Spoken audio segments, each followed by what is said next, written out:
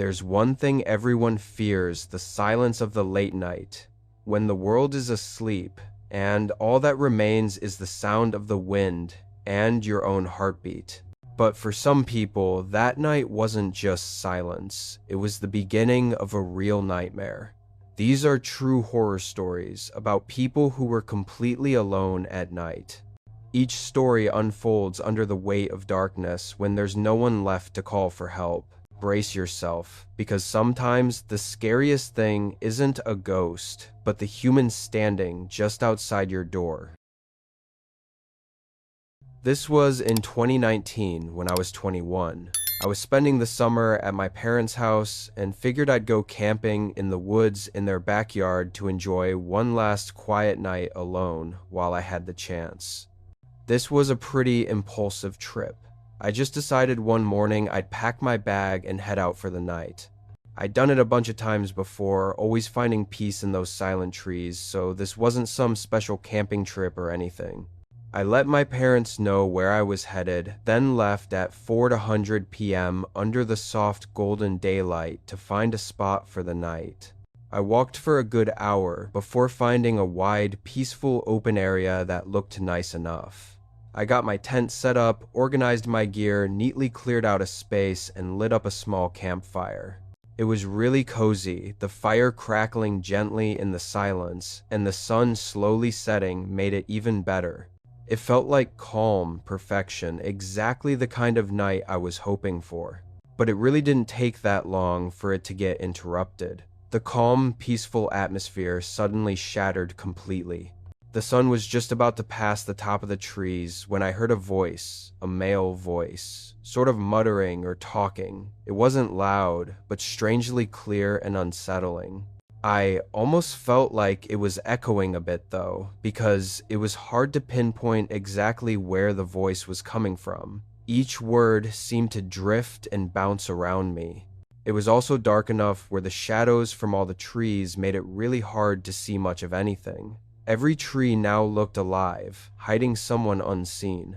I probably should have mentioned, these deep, endless woods behind my parents' house were pretty vast and unexplored, as in there were no trails around here, so running into someone would have to be very coincidental. I thought they'd likely just pass by and that would be the end of it.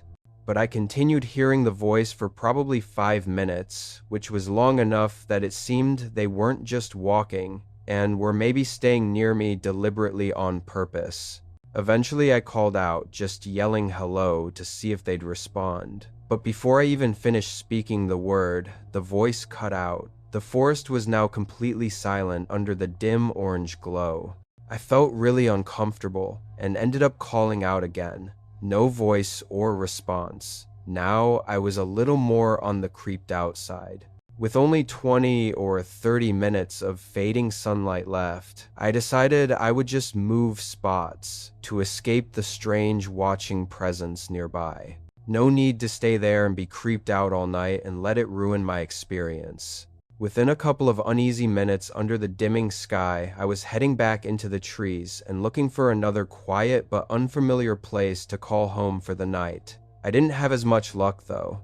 15 long minutes of anxious searching in the fading sunlight rushing me, I decided to just settle in that silent, shadow-filled clearing where I was.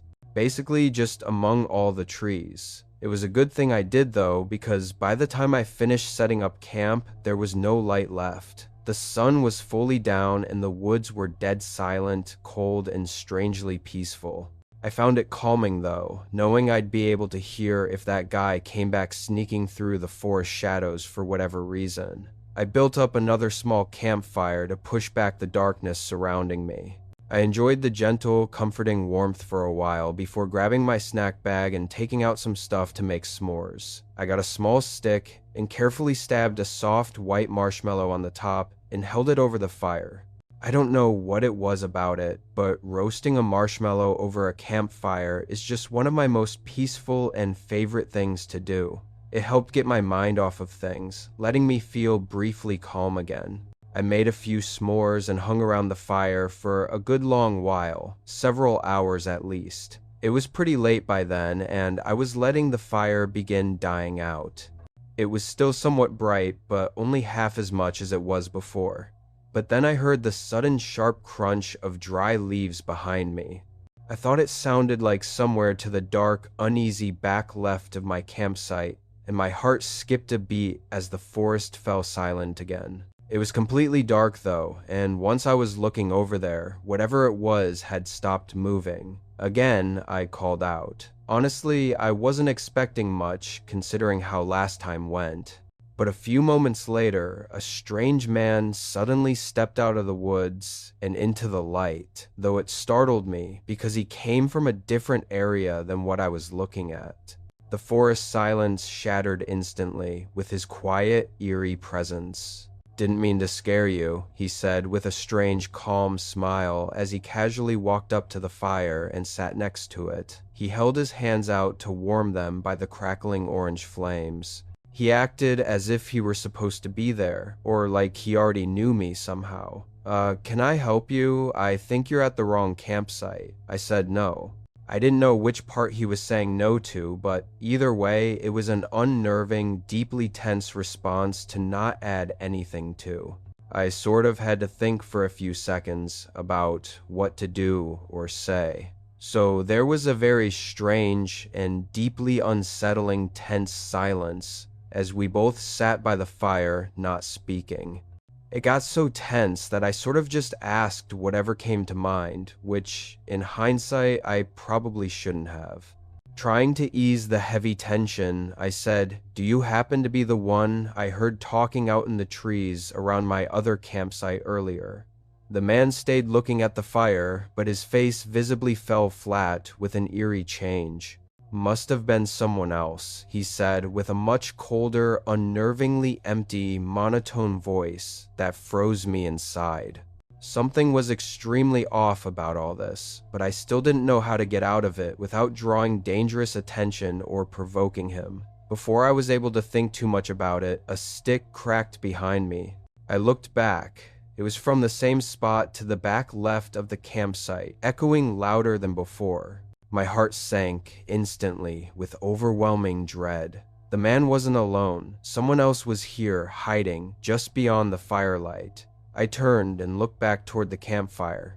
He was staring deeply into my soul, unmoving and cold. To be perfectly honest, I don't even remember whether he was smiling or angry or what, because all I remember was the intense, cold, and dead look in his eyes. A chilling silence swallowed the forest whole. I instantly sprung up from my chair and made a dead sprint into the trees, my pulse pounding louder than the crackling flames.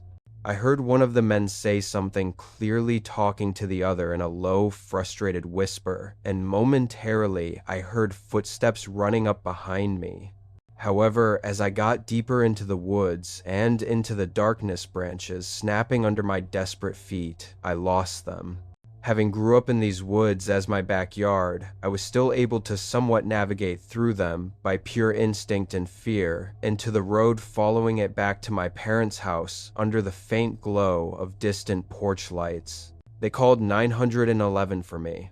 Early the next morning, I led a team of officers to the campsite in the morning. Everything was completely gone: tent, fire, and footprints. I don't know if that makes things better or worse. On one hand, it could have meant they were just there to rob me, but on the other hand, it proved without question that they had bad intentions, so they really could have been trying to do anything. After all, one of them did chase me for a minute. It was a terrifying, breath-stealing chase through pure darkness. Shouldn't surprise anyone to say I never went back in those woods behind my parents' house. It was the loneliest middle of summer, and being an avid backpacker and camper, I'd heard from one of my buddies about old fire lookouts that you could rent. Apparently they were retired, forgotten lookout stations, usually in the middle of nowhere, miles and miles into the forest. The one I chose was pretty much the most isolated and remote place imaginable, one that seemed to sit beyond any normal trail or path. It was easier to rent having available slots, basically through the whole summer, and I liked hiking anyway. There was only a single picture I could find of it though, and it was super old and blurry, almost hauntingly faded, like a forgotten memory, so really I had no clue what to expect of the lookout tower. I knew it was built in the 1950s, so it would be old, but as far as how much restoration was done to it, I was going in blind. I brought my usual reliable and well-tested backpacking gear and started the hike at 9 o'clock a.m. There wasn't much out there as far as views go, not for the first few hours. It was just dense, eerie, and seemingly endless forest terrain. The trail wasn't even much of a trail anymore, just a very rough, overgrown, twisting mountain path. After 5 long and exhausting hours, though, I finally got a glimpse of the lookout tower. It was far in the distance, still perched quietly above the endless trees sitting at top a mountain. It looked very small, and wasn't one that was high up on stilts. It looked more like a cabin than anything, maybe raised up 10 to 15 fists. The lonely view filled me with unease. There was another hour of trekking before I actually got there. The hike was definitely worth it just for the view alone. From the windy ridge, I felt like I could see the whole world from there. The fire lookout was in rough shape, however, its wooden frame groaning softly in the breeze, very noticeably old with some patchwork, here and there done to certain parts. It had a wraparound staircase of about 20 creaking steps leading up to the walkway that went around the whole lookout, and the inside was completely silent and eerily empty. It wasn't glamorous, but honestly, it could have been worse. And to have such a breathtaking panoramic mountain view, I'd take it any day. With a few hours of sunlight left, I tossed my bag down, made some food, and quietly relaxed under the fading orange sky on the outer ledge. It was real quiet up there, just the sound of soft rustling wind and distant birdsong. I was pretty beat from the hike up, so after the sun fell past the horizon, I threw my sleeping stuff on the old creaking wooden floorboards and laid down. It was only around 8, so even though I was utterly exhausted from the long climb, I couldn't quite fall asleep as fast as I wanted. I think 30 to 40 tense minutes went by. Then I thought I heard something faint yet unmistakable outside the lookout tower. Before I could even get up and look, there were clear, heavy footsteps slowly approaching up the stairs. I hurried out of my sleeping bag and up to the door, which notably had no locks or any real protection on it. A few seconds later, a man came around the corner. He was older, say late 40s, and had longish blonde hair. The dim evening light revealed his calm yet unnerving smile. Somehow, he wasn't startled when he saw me, almost like he knew I was already up here. It felt like he had been watching me for quite some time. "Great place to stay a few nights, isn't it?" he said, grinning and walking up closer to me. His tone was friendly, but carried something deeply unsettling underneath. I agreed, still a little nervous, and mentioned I booked it for the next 3 nights. The silence that followed made my heart pound louder than the wind outside. I was already a little put off, though, because the unsettling silence around the lookout made me tense, and I knew there was nothing else around here, so him being here while I was also here was really strange. I asked if he was camping around here. "Actually, I was hoping to be staying here tonight," he said again with a grin. I wasn't sure how to respond to that, but my heart started racing with uneasy suspicion, and I ended up just saying sorry. "Well, it looks like you've got enough room in there. I mean, it's just you here, right?" After hesitating for a second, I lied, saying a friend of mine was just a few minutes out and that unfortunately we couldn't let him stay here with us. He looked at me, his grin fading slowly into an uneasy silence, and didn't say anything for a moment, then nodded and started to leave. The air grew thick with dread as I watched him descend the stairs and disappear into the cold, silent forest below. It wasn't until he turned around to head back down the stairs that I noticed he didn't have a backpack, no gear at all. Surely he had to have left his pack somewhere nearby. I suddenly realized how deeply unsettling this was. Couldn't see why anyone would be this far isolated without any camping gear, even if they were planning on using the fire lookout as a shelter. I got some uneasy feelings about that man, so I decided to stay alert and awake longer, just stared at the forest below the lookouts, listening to the wind whisper through the trees. I did end up getting really sleepy though, and got back in my sleeping bag and passed out. I woke up in the morning feeling better and spent the first hour making coffee and enjoying the view. When I headed down from the lookout though, there was a note attached to the wooden railing at the bottom. This unexpected note immediately made me feel unsettled, suggesting that someone had been around during the night, leaving a subtle reminder of their presence. It was just a piece of paper with the word sorry written on it, with a smiley face next to it. I assumed it had to be from the guy. But if he put this here, then he must have come back sometime in the middle of the night while I was sleeping. I immediately felt really unsettled just thinking about it. The fact he even left a note was just weird. Despite the strange occurrence, I decided to go for a walk to clear my mind and assess the area. Maybe it was to also scan the forest for any signs of the man still being around, because clearly he didn't leave when he should have. I wandered around the forest, down the hill from the fire lookout. There wasn't much to see though, which only made me more uneasy. It was all the same dense forest that I'd hiked up through the previous day, and I didn't notice any campsites or things left behind. I went back to the lookout and enjoyed the peace and quiet for the rest of the day. I stayed up much later than I did the night before. I had this small battery-powered lantern that I hung up on the wall so I could see a little better.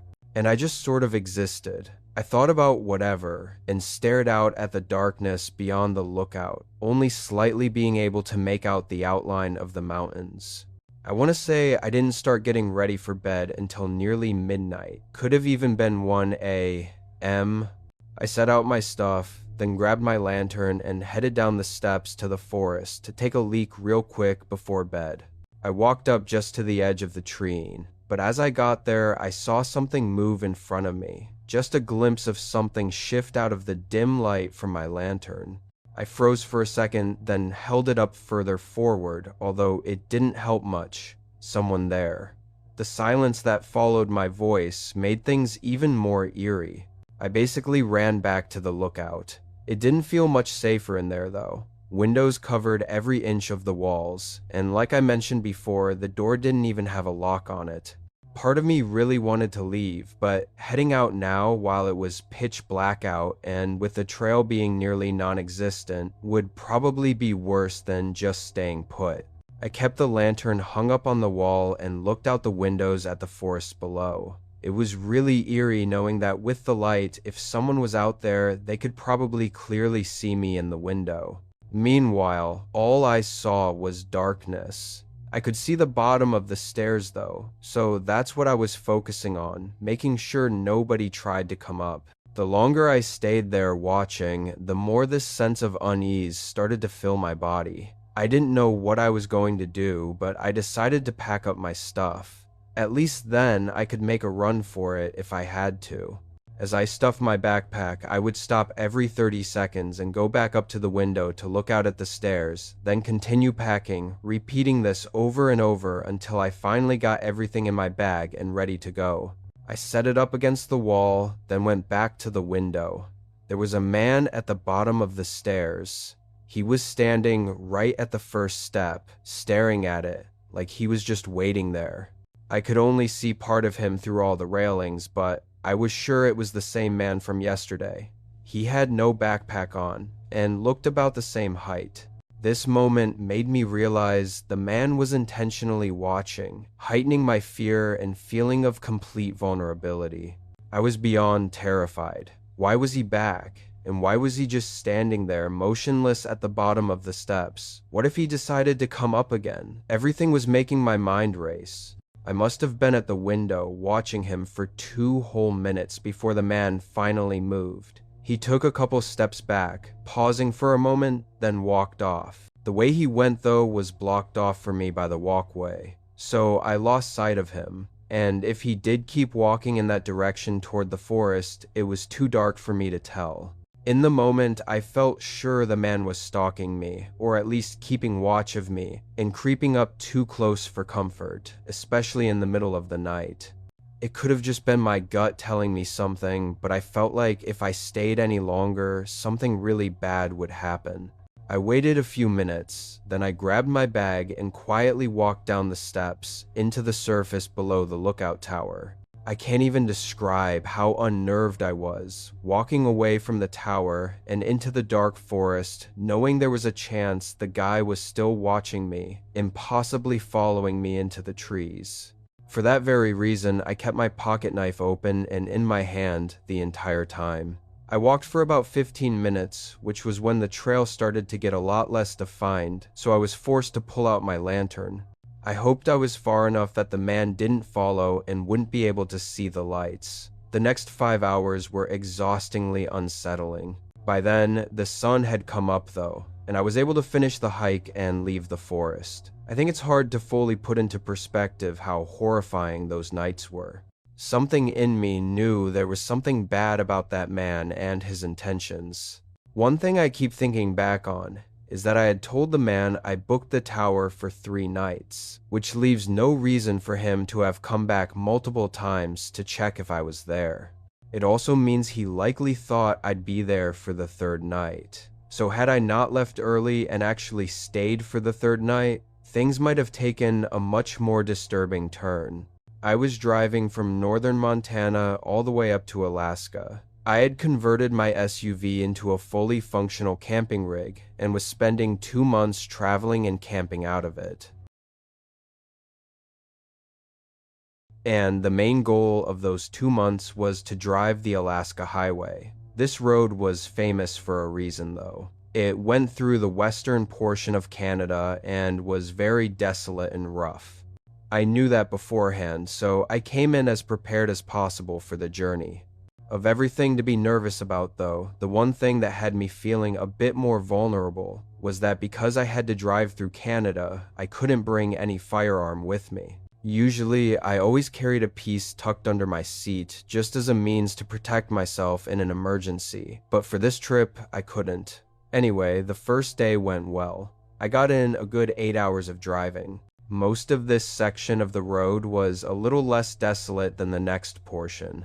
This next part only had a gas station every couple hundred miles, so I had to stop and fill up every single time and be very careful about how I drove. By sundown, I was just about ready to pass out. I pulled off on the next campsite I saw.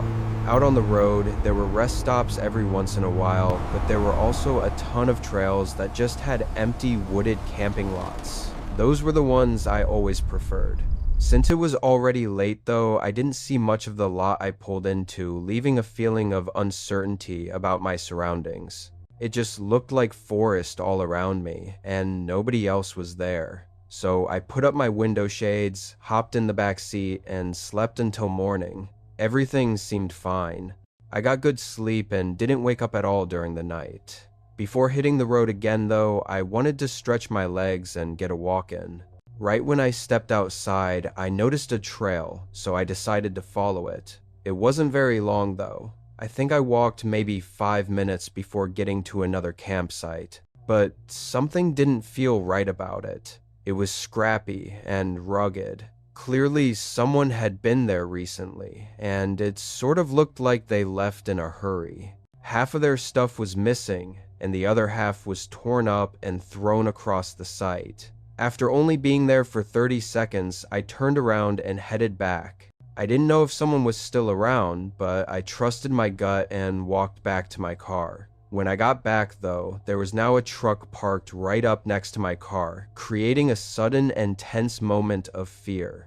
It was an all-black pickup truck with tinted windows. Nobody was outside of it, so I assumed they were inside, watching me intently as I got up to my car and got in. With the strange campsite and the sudden truck parked near me, out in the middle of such an isolated road in the forest, I just left right away without thinking twice. I didn't even have to consider whether or not something was actually wrong, because getting out of there quickly was the obvious answer. I drove for 3 to 4 hours straight after leaving that campsite until I got to the next gas station. I pulled in. This gas station looked very old and isolated and only had one double-sided pump. Nobody else was there. I got out and started the pump. I have to say the views were incredible out there, with mountains in every direction, so I didn't mind waiting a while for the slow gas pump to fill the car. However, after a few minutes, I saw a truck coming down the road. As it got closer, I was almost sure it was the same black truck I'd seen at the campsite. My stomach tightened when they pulled into the gas station and right up to the other side of the pump. Of course, it made practical sense they'd be getting gas, as you kind of had to at every stop on this road, but it still felt a little strange. Why would they have pulled into the campsite and only stayed there for a few minutes, just to leave right after I did? Thankfully, I was done in 30 seconds getting back in and driving off. I think part of what made it all feel so off was that I never saw the guy. He never got out of the truck or showed himself, so it just made it all feel a little more unusual. Regardless, I felt good knowing now that my tank was full. I'd be driving non-stop for a while, likely putting a ton of distance between us and getting to just enjoy the scenery. Also, I'd hopefully be ahead enough to find a campsite during the day so I wouldn't be parking anywhere blind like I did the previous night. I drove a long while, pretty much until I noticed the sun start coming down. Then I found a decent spot to pull off. It felt a little more hidden. The trail sort of nestled away in the brush, and there weren't any signs of anyone having been here recently, so it definitely wasn't a popular place to camp. I felt a lot more safe here than I did before. I really wanted to set up my tent and have a nice outdoor campsite, as it was way more spacious than sleeping, all cramped up in the back of my car, but something in me told me not to, just in case. So I just made food outside and enjoyed the nature until sundown, then got back in my car. The next day was hopefully going to be shorter than the last two, and knowing that, I decided to stay up and watch some videos on my phone that I had downloaded. I was there awake for probably 4 hours. I felt very comfortable there and was actually really excited to be getting into Alaska tomorrow morning. But then, around 11 p.m., I heard something outside my car. Even from just a second of listening, I was 100% sure it was a person walking. The dry sticks and leaves made it very loud and distinct. I quickly put my phone down and sat up to look out the window, but I was beat to it. A man's face pressed against the side window, staring in at me, instantly froze my blood with fear. I could barely see him, but there was no mistaking that that was what I was seeing. I jolted back, losing my breath from the instant fear. They also moved back, disappearing into the void of darkness just past the window. I immediately jumped up to the front seat, seeing the second guy that I'd heard walking running up to the car. He smashed open the back window just as I got to the front. My adrenaline, surging in panic, made it hard to do the simple task of getting my keys out and starting the car. That on top of also looking back at what the men were doing. One of them was running up to my driver window, while the other was sticking their arm through the broken window to try opening the door from the inside. In the panic, I somehow managed to turn the ignition at the perfect moment, right as he opened the back door. I floored the car. As I pulled out, I passed by that same black truck parked off the path, sort of hidden in the bushes. They had followed me all this way, making me realize the serious danger I was in. I drove a mile or so, then pulled off to close the back door that was still hanging open, and to call the police with what little cell service I had. Obviously, out in the middle of nowhere, it took forever. And the men were probably long gone. I never got their license plate, and it was too dark to get any facial features, so it was a lost cause. Despite the horrible experience, I still ended up making it to Alaska and enjoying the rest of my trip after repairing the window. what both of the men were intending to do, breaking into a car in the middle of the woods at night, knowing I was inside, is left to speculation. I prefer to not even think about it. The fear still lingers in my mind, haunting every memory of that night. Even after reaching safety, I cannot shake the image of the men who had been stalking me, smashing my car window and lingering silently in the darkness. Their intentions remain unknown, leaving me in constant unease and highlighting how vulnerable I was while completely alone in the forest and along the desolate Alaska highway. Thank you for watching and supporting the channel. If you'd like to share your own story to be featured in an upcoming video, please email me at nighthorrorstoriesYes@gmail.com. Every story has the power to touch someone's heart, and who knows, maybe your story will be the next one told. Send it in today, and let's share unforgettable moments together.